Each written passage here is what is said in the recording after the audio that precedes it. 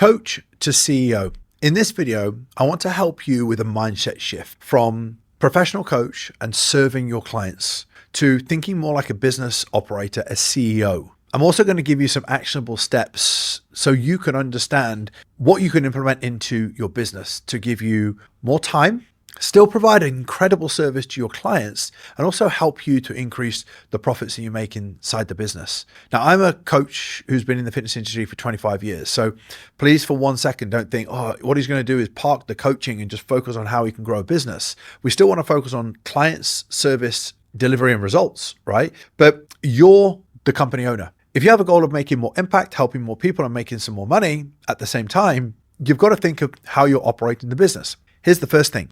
You're stuck in the time trap. Now, it's all good and well online coaches saying, well, personal trainers, they're stuck charging their, time in the gym, time for money trap, they're stuck. Well, online coaches are just as stuck because you either move online or you are online, you're calling out all these PTs, but you're stuck in your living room or the kitchen or the cafe, literally every single day, burying yourself in check-ins. It's not really the laptop lifestyle that you thought it would be.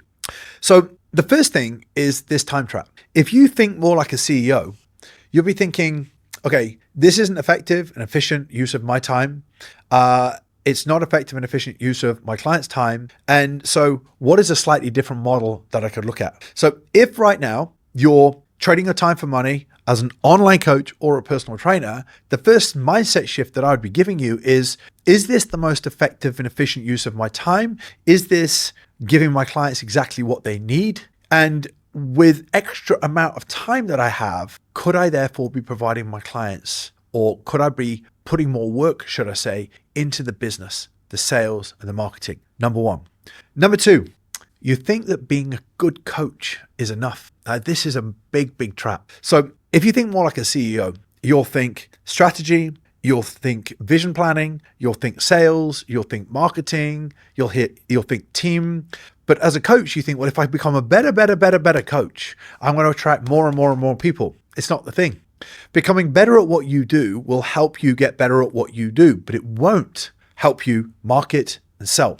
So what do you need to do? You actually need to commit to studying marketing, and you need to commit to studying sales. It's an amazing shift that it can take a lot of coaches months, if not years, for the penny to drop. And simply by watching this video and thinking, am I one of those coaches that's stuck in the time trap? I am doing all these check-ins and I don't have any time. And I want to grow the business, but I'm stuck. Are you the coach right now who is just hoping that by putting great results out and posting content, you're going to get more clients? The answer from me to you is no. You're going to be stuck because you're not going to get enough leads. You're not going to get enough consistent nurturing of prospects, and you won't end up with many, many clients. So the CEO switch, more an efficient, effective business. We'll talk about this in a second. And understanding that you're more than likely a good coach, but you now need to start the shift into studying digital marketing, sales closing, the two things: digital marketing, direct response marketing, and sales closing.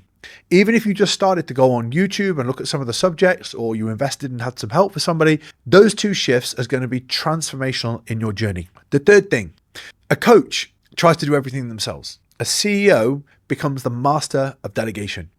How I look at delegation is I have an hourly rate that I put on myself. Let's say it's £2,000 for an hour, right? For me to do certain low value tasks, it's not worth my time because I can focus on the sales, the marketing, the leadership, the vision planning, whatever it may be of the company. If there's other things that need doing, then as a coach, what you do is you do them all. You try and do all the stuff that automations could do. You try and do all the administration tasks. You take on more clients, you do all that. Great CEOs, if you switch your mindset, you start looking at how can I have better efficient systems? So automations and using AI would be one of the first things. The second thing would be bringing in either a coach, administration within the business, somebody to help you admin, even accounting. I've had an accountant since I was 24. I'm 47 right now. So accounts and figures and data, I love them when I look at them, but I don't like doing them. All right. Great CEOs, great business owners, great leaders actually look at the areas of the business that's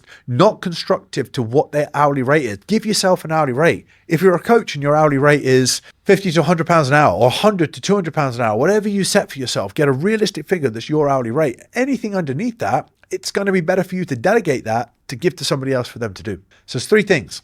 As you're going through this video, if they resonate with you, put a number down next to them, put them in the chat, in the comments below. If you're watching on YouTube, just let me know, right? So the 3rd thing is refusing to delegate, okay? Number 4 is group coaching. Now, you think that group coaching, in one of the previous videos I've done, I actually talk about transitioning from, say, a one-to-one to a group coaching model. But it's so important for you to understand this. Leverage time. Group coaching allows you to an area of leverage, right? Enables you to facilitate and support your clients in a group environment, still providing all the support that you need to do for your clients, but gets the result. So many coaches will say to me, I'm not moving away to one-to-one, and then you're buried one-to-one, your coaches are buried one-to-one, you can't move forward. Great CEOs would think, what is the best system that I can use to get the best results for my clients? I will still sit on group coaching calls in a mastermind that I'm a part of with people that are doing 10x what you're doing, right? And I wanted to listen to other people and learn from other people in a group environment.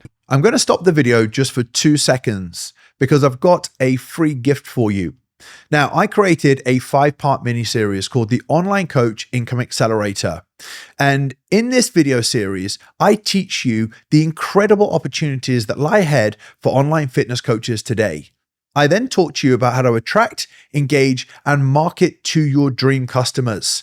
Now, when you have these dream prospects in sight, I then teach you how to land the high-paying clients. Now, to download this, to get immediate access, all you need to do is to click the link in the bio, and you'll receive immediate access as soon as you submit your details. I'll see you there. The thing is with the fitness industry, it's so conditioned to this one-to-one model of coaching that you become your biggest bottleneck. You're focusing just as a coach. The next thing is that you make business decisions as a CEO based on key data, sales, retention, leads, and you think like a business owner. So you're using data. If you've got a client that's not adding weight on the bar or they're not dropping body fat, you will actually run and manage your business according to that data. When it comes to running your business, what do you not do? You don't look at your KPIs, your sales, retention figures, leads, everything that's coming in, the cash that you're making in the company, and analyze the data. And when you go back to your team or to yourself and you look at the data and say, the data says things aren't working, they need to change. Rather than going, we made some this week, we made some that week. Like, there needs to be a system and a strategy to get you to the next level. Because you're coaching so much and you're stuck, you're not using data, you're not collecting data, you're not being objective with data. CEOs absolutely obsess over the data. They know what's coming in, they know what they need to do more of, they put a strategy together, and then they go away and implement. If you're listening to these and you're like, that's me, I don't track any of my data, I do with my training, I do with my food, but I don't with business. Simple mindset shift is that I am now a data tracking nerd.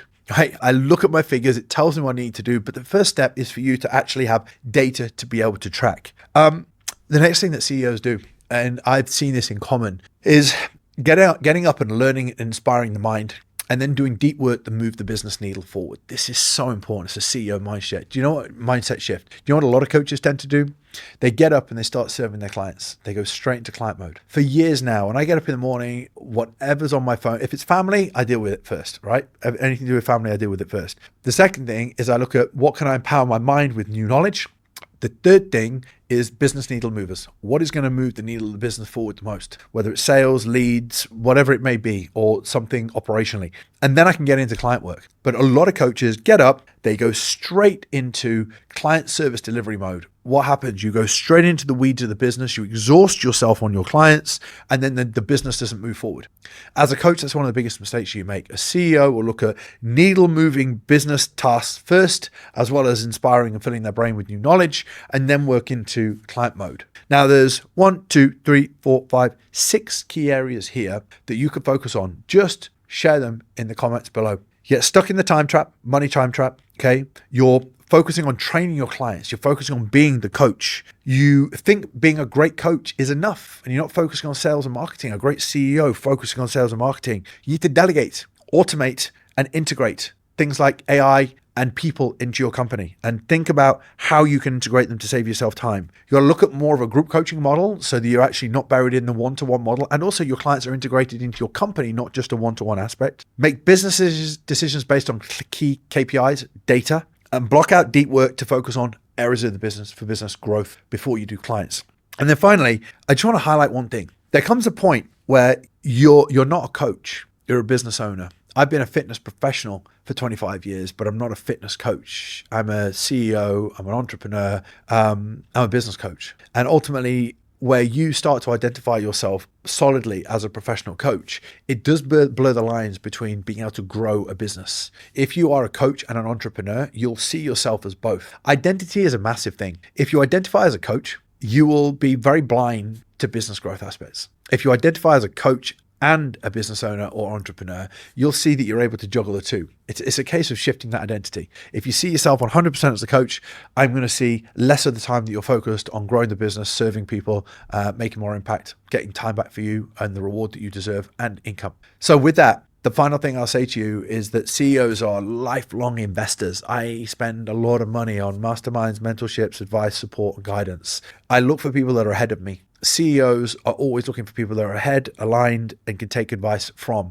Unfortunately, a lot of coaches, they will take that advice and mentorship and guidance when it comes to coaching, but then as soon as they want to go to the next level, it's like they begrudge investing money in business because their inspiration and energy lies so much in the coaching. If you really want to get ahead and you want to operate more like a CEO, have a better life, better quality of life, better clients, better results, and a growing business, invest in business coaching, invest in business mentoring, because that's going to crush time, shrink time for you. You're going to get fast track to your results, but you're going to learn how to be a better leader and a better CEO. That is what we teach at Coach Concierge. You don't go to college and university to learn this stuff. If you want to become a CEO, you don't go to college and go, how do you teach me entrepreneurship and be a CEO? It's all ground stuff. It's all stuff that you have to learn in the trenches. And who better to learn that from than people who have been there, done it, and are still standing here and standing the test of time. I've done it for 25 years. My team have been alongside me a long time. So if you want to learn how to implement all this into your business, become a better CEO, better leader, run a better business, and not transition away from being a coach, but add in the CEO elements that's going to help you to be a better business leader and take your business to the whole new level. All you need to do is click the link in the bio on YouTube or click the link in the bio on Instagram. Or send me a message. I'll have a conversation with you. My team will let me know. And I really look forward to helping you. So for now, click like and subscribe if you're watching on YouTube. And we'll speak to you soon.